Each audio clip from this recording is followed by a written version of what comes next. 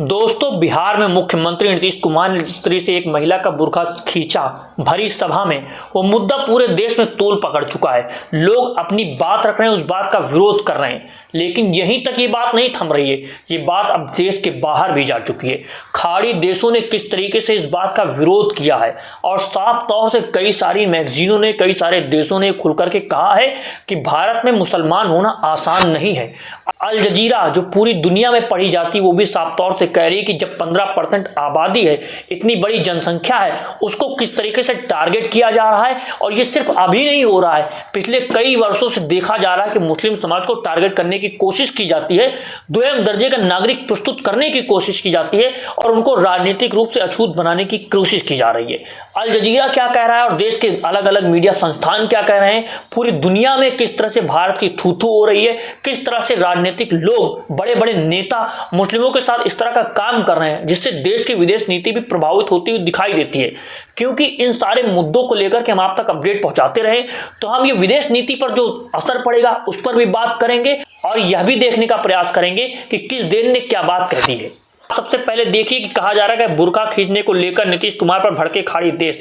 वहां के social media पर मच गया है बवाल और किस तरीके से विदेश नीति प्रभावित होगी। आप देखिए कि नीतीश कुमार के व्यवहार पर अरब देश भी आलोचना कर रहे हैं। नीतीश कुमार का ये अजीब व्यवहार अब भारतीय मीडिया तक ही नहीं, अलग अलग खाड़ी देशों में भी बहुत सामने उभर करके आ रहा है।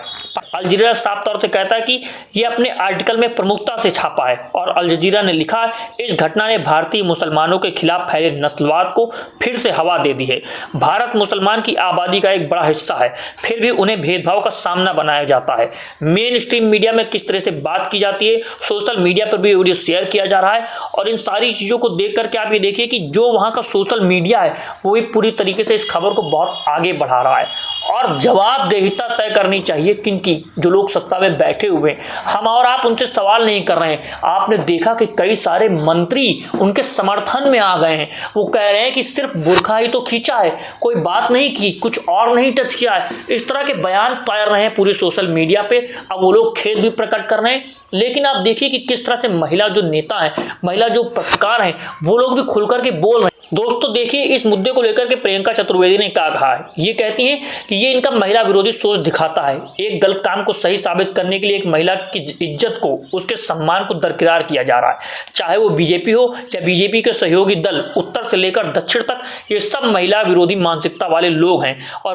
और इस मुद्दे को लेकर के मशहूर शायर मुनव्वर राना की बेटी ने भी FIR दर्ज करने की बात की है, एक्शन लेने की बात की। कहा है कि किस तरीके से महिलाओं के साथ भेदभाव किया जा रहा है और मुस्लिम महिलाओं को टारगेट करके काम किया जा रहा है। और उन्होंने साफ तौर से कहा कि सिर्फ एक व्यक्ति के साथ, एक महिला के साथ काम नहीं किया जा रहा है, पूरे समाज को, पूरे महिला समाज को टारगेट करने की बात कही जा रही है और छुपे हुए शब्दों में इसका मतलब बहुत बड़ा होता है। दोस्तों, इस मुद्दे को लेकर के, इस बयान को लेकर के जो भी अपडेट होंगे वो आप तक पहुंचाते रहेंगे। अगर आप चाहते हैं कि इस तरह के वीडियो, इस तरह के मुद्दे आप तक पहुंचाते रहे तो लाइव टीवी इंडिया को सब्सक्राइब कीजिए। मिलता हूं आपसे अगली वीडियो में, इजाजत दीजिए। जय हिंद, जय भारत, जय संविधान।